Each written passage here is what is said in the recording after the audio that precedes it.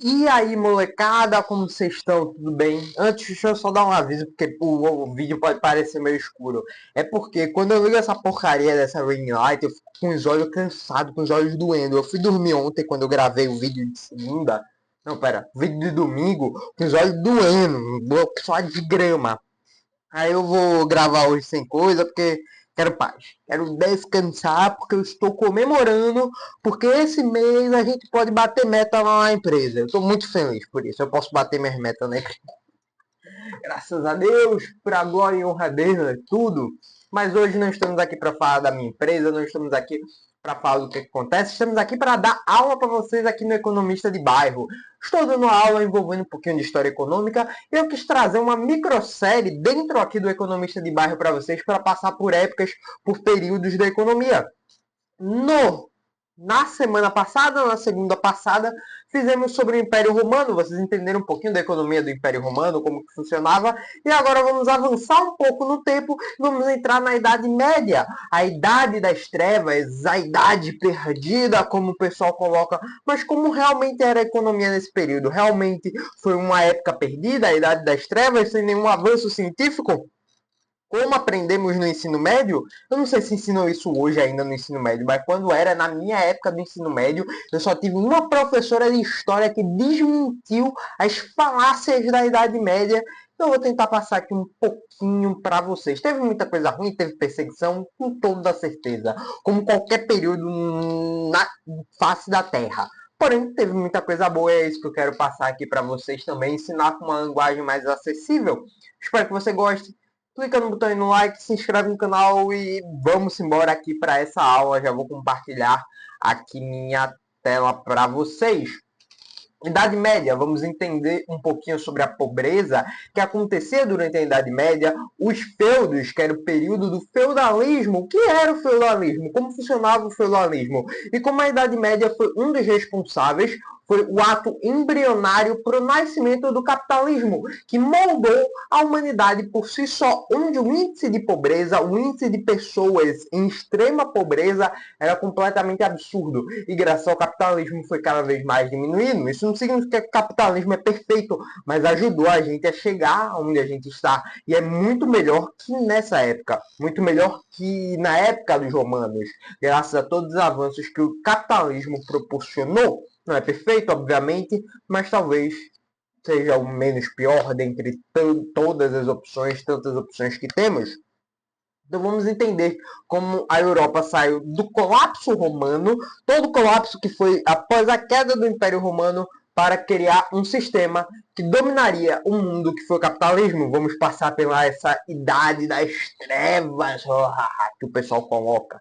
Eu tinha um professor, isso daí, só fazendo um disclaimer aqui, tinha um professor chamado Rodrigo, não me lembro dele, no meu terceiro período da faculdade. Esse meu professor era meu professor de história contemporânea, história econômica contemporânea, não lembro o nome da cadeira não. O cara fala um pouquinho sobre a Idade Média, o cara abertamente esquerdista, comunista, mas simplesmente eu acho que foi a melhor pessoa que passou sobre o nascimento do capitalismo de uma forma totalmente imparcial, sem botar as opiniões dele. Às vezes ele gerava um debate da turma, mas o cara é muito genial. Um comunista que eu conheci, que eu respeito pra caramba, não é comunista não, mas é porque o pessoal, os bolsonaristas chama todo mundo que vota no Lula de comunista, mas um esquerdista é gente boa, um cara que concorda com o socialismo, gente boa pra caramba, muito, muito da hora, muito da hora. Normalmente os que eu conheço me xingam. Ele não, entendeu meu lado, entendeu minha posição, foi muito educado, eu amo esse cara, eu amo de paixão, amo muito, na moral. Mas vamos seguir aqui uma introdução rápida sobre o que a gente viu no último vídeo. Vou pegar a canetinha aqui que eu sempre gosto. Basicamente a gente viu no último vídeo como Roma caiu e realmente Roma caiu. E isso acarretou em várias coisas que influenciaram a humanidade em si. As estradas ficaram inseguras. A gente deve lembrar que Roma foi uma das responsáveis pela criação das estradas, onde o pessoal conseguia se deslocar entre os países, entre as cidades, de uma forma mais segura, dá para se dizer. Então, as estradas foram uma invenção, entre muitas aspas, romana. E as estradas, com a queda de Roma, ficaram seguras. Os assaltantes, os ludibriadores, os começaram a participar das estradas com uma certa frequência e pessoas eram assaltadas, roubadas nessas estradas e elas ficaram inseguras, as pessoas ficavam com medo de andar nessas estradas. Com a queda de Roma, o comércio romano que havia sido desenvolvido começou a morrer, porque as estradas ficaram inseguras, as coisas eram muito roubadas, o dinheiro era roubado e o comércio começou a se dispersar, as pessoas começaram a viver mais de subsistência. As cidades começaram a ficar esvaziadas. A gente tinha o êxodo rural, isso daqui dá para dizer que foi um êxodo urbano. As pessoas saíram muito das cidades e foram para os campos, longe da população. E a Europa inteira se ruralizou. O povo da Europa em si saiu dos grandes polos comerciais e foram para o campo, foram para o ambiente mais rural. O fim do comércio romano, que basicamente trouxe algumas coisas. Antes, as estradas romanas eram muito fortes. Aí eles tinham uma moeda forte, que era o denário, que nem a gente viu. O comércio era bastante intenso no período romano. A gente pode até pegar uma época, assim, do período romano, uma ilustração muito breve. É o comércio no Templo de Jerusalém, que era bastante forte, onde esse dinheiro ia, inclusive, para os fariseus, dá para se dizer, os fariseus, os saduceus pegavam esse dinheiro desse comércio e era algo bastante forte. As cidades eram conectadas, ou seja, cada cidade lá, a gente trazendo uma nova ilustração da Bíblia, isso daqui ficou muito mais fácil para Jesus Cristo, o Nazareno, se translocar entre as cidades e pregar a sua palavra. Paulo, nas suas viagens missionárias, também ficou algo mais simples, dá para se dizer. Porém, com a queda, vou até marcar um X aqui, com a queda do Império Romano, começaram a ter invasões, não só de bárbaros, que teve essas invasões, e muitas que foram um dos motivos da queda também de Roma, teve essas invasões, gerou muita insegurança, principalmente que essa queda de Roma acarretou em pessoas roubando as estradas, ladrões e tudo mais. As pessoas se isolaram, como eu já havia falado, foram mais para o campo, ficaram afastadas e saiu de uma economia meio que global, uma economia imperialista, uma economia do Império Romano, para uma economia local. Perdi o meu mouse, para uma economia mais local, uma economia de partes rurais, de pessoas de subsistência, negociando com seu vizinho, mais ou menos isso. E foi aí que surgiu o feudalismo. Saiu da parte da produção e do comércio romano para um sistema baseado em terra, em proteção daquela parte de terra e uma certa dependência na figura do senhor feudal, que dá para se dizer que é a casta top do feudalismo, que era o dono de terra. Ele tinha meio que o poder político de negociar com outros feudos e tinha o poder militar também em suas mãos. Ou seja, a figura saiu da centralidade eu vou fazer uma coroa aqui, ó, saiu da centralidade do imperador para ir para os donos das terras. Isso daqui é uma terra, uma casa aqui que eu estou desenhando, para os donos dessas terras. E o senhor feudal virou esse poder. Só que aí que tá, não era uma única terra que tinha poder. Não, tinham vários senhores feudais, finjam que isso daqui são mais terras. E cada um dominava sua parcela e negociavam entre si.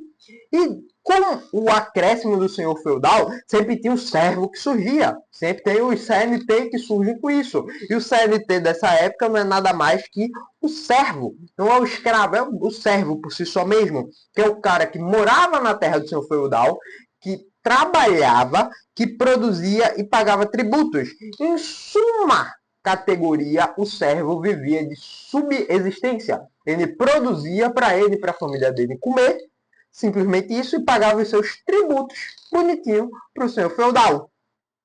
A servidão, aqui nesse período em si do feudalismo, é diferente da escravidão que a gente tem por si só no período romano, ou como a gente entende mais modernamente com as grandes navegações, com a expansão do domínio português, do domínio espanhol para a África. É muito diferente.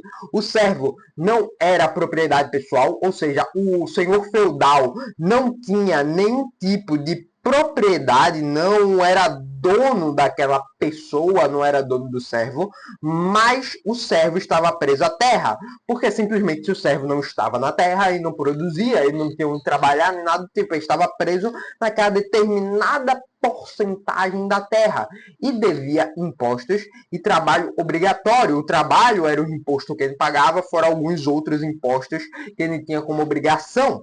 As obrigações, os impostos mais comuns que tinham na época do feudalismo era a corvéia, que a gente conhecia, que a gente conhece, que é basicamente uma obrigação dos servos medievais de prestar esse trabalho gratuito nas terras ou instalações do senhor feudal. Geralmente esse trabalho era melhor que a CLT de hoje, porque eles geralmente trabalhavam de 2 a 4 dias por semana e folgavam 3. Caraca, isso aqui é muito melhor que CLT, velho.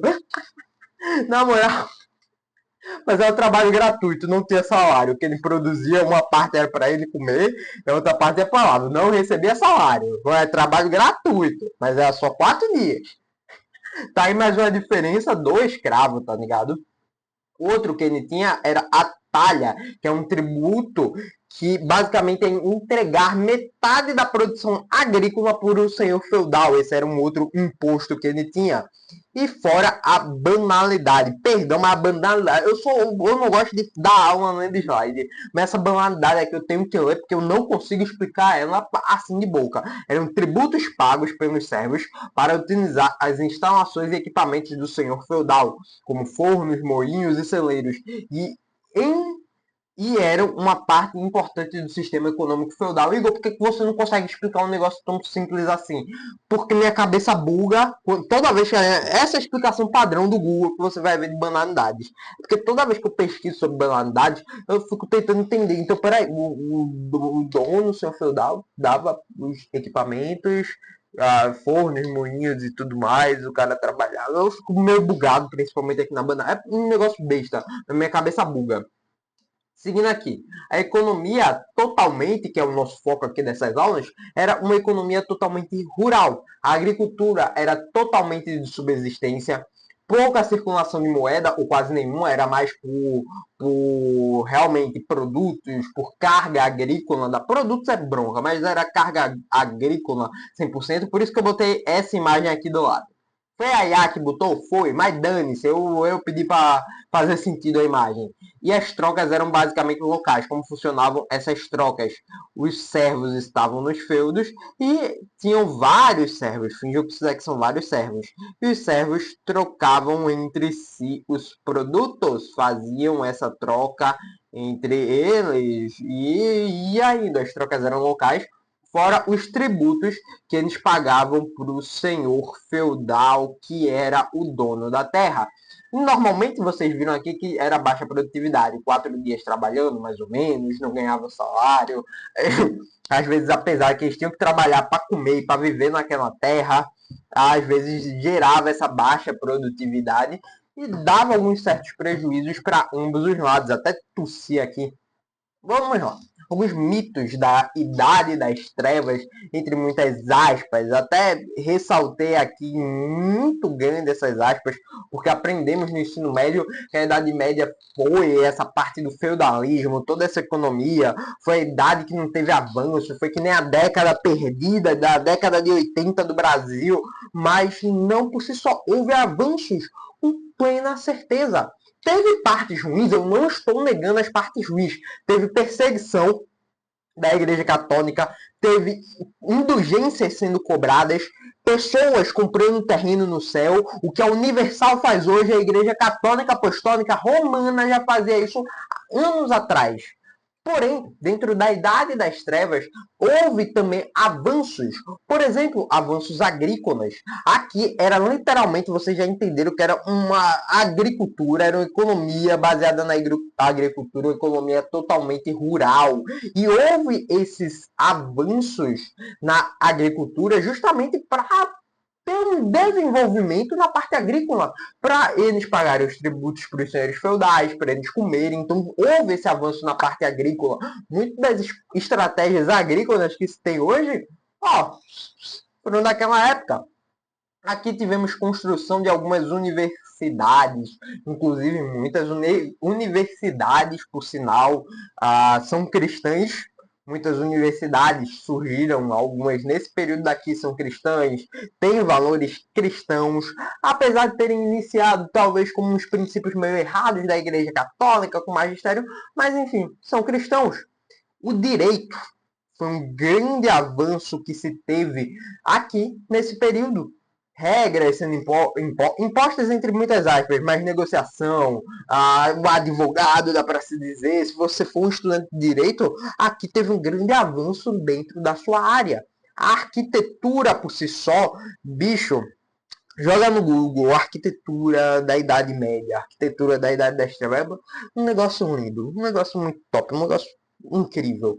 E basicamente a preservação do conhecimento começou aqui, as pessoas começaram a registrar mais em livros para preservar aquele determinado conhecimento, talvez impulsionado pela grande pesca que se teve na Biblioteca de Alexandria.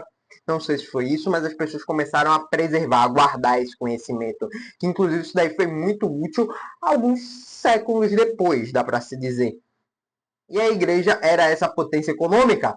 O Estado não era laico. Hoje a gente pode dizer o Estado é laico, graças a Deus. Mas nessa época a igreja se metia totalmente com a economia, se metia totalmente com a política. E ela basicamente tomava parte disso, porque a igreja era basicamente dona de terras, cobrava, além dos tributos, os dízimos aqui também, entre muitas aspas. É o que eu estou falando, que o neopentecostalismo faz hoje, a Igreja Católica foi pioneira lá atrás. Cobrava dízimos, indulgências para vender terreno no céu, para pagar os pecados daquela pessoa, para tirar um parente seu mais rápido do purgatório. Olha, o purgatório de Dante Alighieri. A Igreja Católica cobrava para tirar seus parentes da lei. Não existe, mas eles cobravam. Influenciavam reis. Basicamente, depois de um tempinho, começaram a surgir reis e tudo mais. Tem até uma novela da Globo, que é Deus Salve o Rei. Talvez retrate um pouquinho, bem alegoricamente, aquele período. Mas a Igreja Católica influenciava muito esses reis. Elas tinham controle. E, basicamente, lembra aqui, ó, que eles preservavam o conhecimento. Basicamente, a Igreja Católica controlava toda a forma de conhecimento conhecido. Todo conhecimento conhecido, consegue entender? E, consequentemente, surgiu as cruzadas. As cruzadas foram muito além da defesa da Europa dos orientais, do Oriente Médio, do islamismo, mas teve consequências econômicas. Eu não sou nenhum professor de história, não sou nenhum aluno de história, nenhum graduando de história, sou um mero graduando em economia.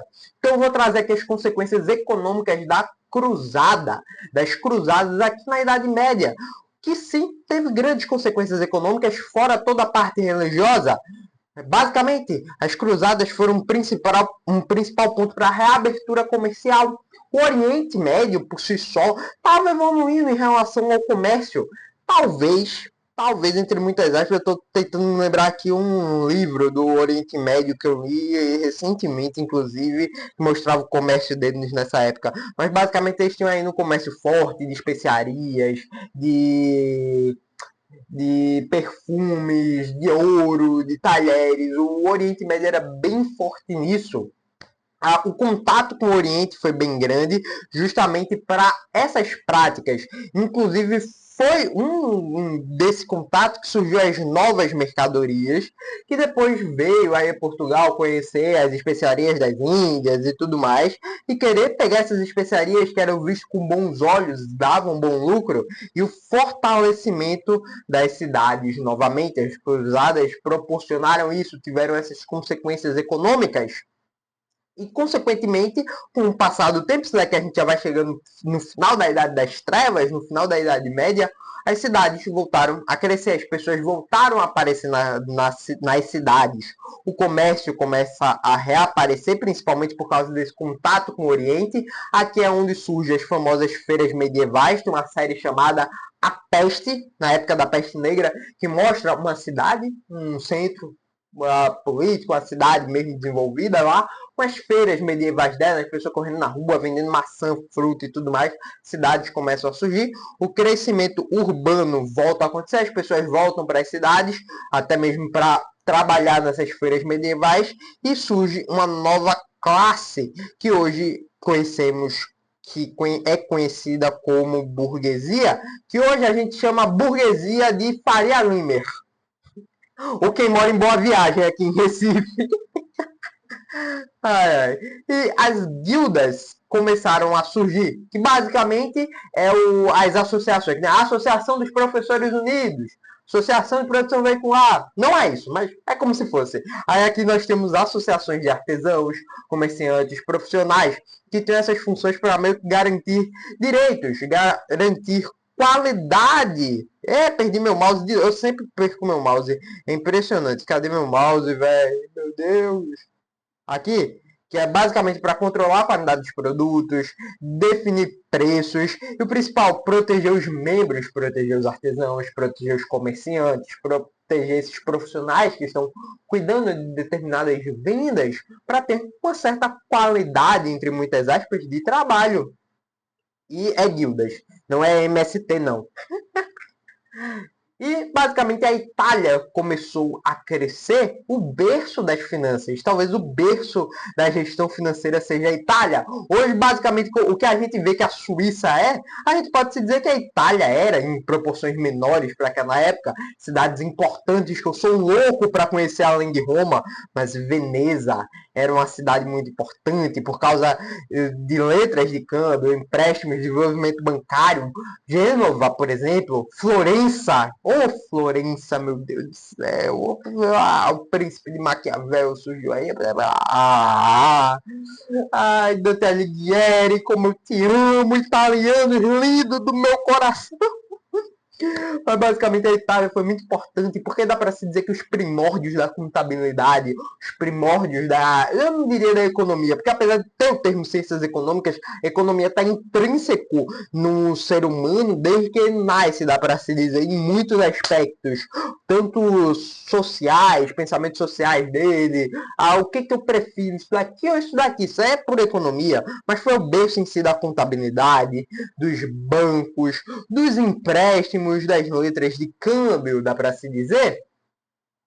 E o capitalismo estava nascendo cada vez mais. Houve uma expansão comercial, o crescimento urbano estava muito em alta, a moeda estava voltando a circular, a moeda estava voltando a ficar interessante, principalmente por causa disso daqui, o berço bancário, as letras de câmbio, os empréstimos, estava indo. E o fortalecimento da burguesia, a burguesia estava começando a ter mais poder. E a Idade Média foi uma transição, foi um período de transição, apesar de ser um período de transição bem longo, foi um período que teve grande evolução ao longo do tempo. Não só foi atraso e não só foi trevas, foi um período de muita reconstrução após tudo o que aconteceu do Império Romano, a Igreja tomando poder, foi uma adaptação, um período de reconstrução e de muita transformação econômica social. E a gente teve muitos livros muito bem escritos nesse período, livros muito tops, por sinal. E chegamos ao fim de mais uma apresentação aqui, e dá para se dizer que esse daqui foi um dos melhores vídeos em si sobre um período histórico. Na semana que vem, vamos trazer um período e vamos comentar sobre um carinha. Eu vou pegar um livro desse carinha aqui. Na moral mesmo, compensa mostrar esse daqui aqui, rapaz. Deixa eu achar, achei, rapaz. Cadê aqui, ó? Esse bichinho aqui, a ética protestante e o espírito do capitalismo. Vamos dar um pulo na história e no próximo vídeo vamos entender como a reforma protestante influenciou na economia do mundo. Max Weber tá certo que a ética protestante, que o protestantismo foi um dos responsáveis pelo crescimento do capitalismo? O que realmente aconteceu? Vamos entender tudo. Inclusive, vou citar muito esse bichinho aqui na segunda que vem. Então, não percam. Então, esse foi o vídeo de hoje. Espero que você tenha gostado. Clica no vídeo aí do lado. E até a próxima, galera. Falou, fui e tchau.